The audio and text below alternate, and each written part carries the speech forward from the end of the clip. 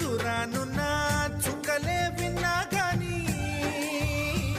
కదిలించలేదా కాస్త కూడా నీ మనసుని పరదాలు దాటి ఒక్కసారి పలకరించవేమి అందరినీ ఇలా వెంటపడి అడగాల సరదాగా నువ్వే ఎదురైతే సరిపోదా నిద్రపోతున్న రాత్రి నడిగా గుటికి చేరిన గువ్వల నడిగా